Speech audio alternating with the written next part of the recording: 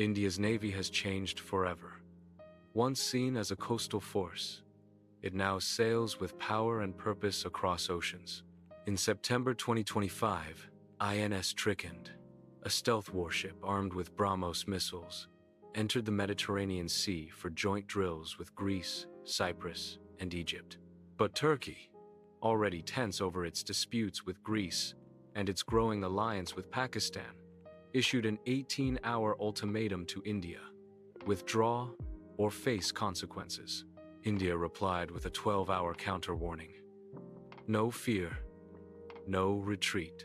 Then came the moment that stunned the world. INS Trikand launched 3 BrahMos missiles in a precision show of force, not aimed at Turkish ships, but close enough to send a message. Turkish warships panicked and pulled back. The Mediterranean, once dominated by NATO, now had a new player: India. Within hours, India activated Plan B. 4 more BrahMos-equipped warships were deployed near Gibraltar and the North Atlantic. Among them was INS Tamil, India's newest stealth frigate, built to evade even Russia's S-500 air defense systems. This wasn't just a naval drill, it was a strategic declaration. Turkey, backed by Saudi Arabia and tied to Pakistan through a defense pact, found itself surrounded.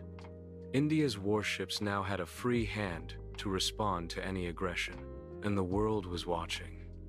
Israel entered the conflict, sending drones and warships to support India. Greece and Cyprus stood firm. Egypt backed India diplomatically. At the United Nations, over 140 countries supported India's stance. Even China, usually critical, signaled support for India's permanent seat at the UN Security Council. Turkey's plan had backfired. Its illegal base in the Mediterranean was destroyed by BrahMos missiles. Its suicide drones were intercepted, and its naval pride was shattered. This wasn't just a standoff, it was a turning point. India had challenged a NATO member and won the psychological war. The BrahMos didn't just fly, it carried a message of strength, strategy, and sovereignty.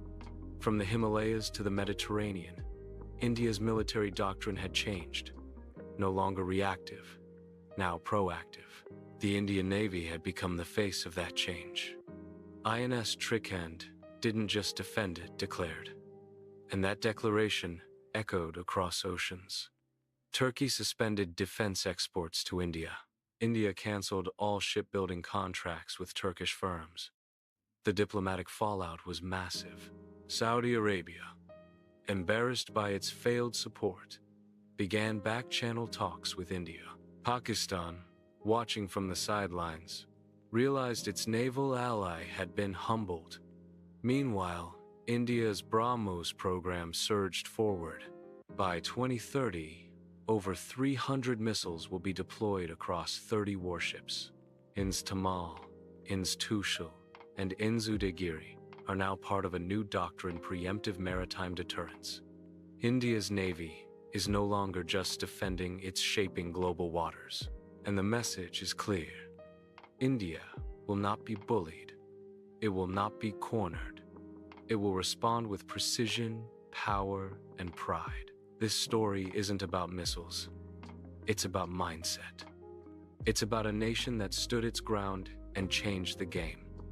The Mediterranean Sea now echoes with India's dominance, and the world will never look at India the same way again.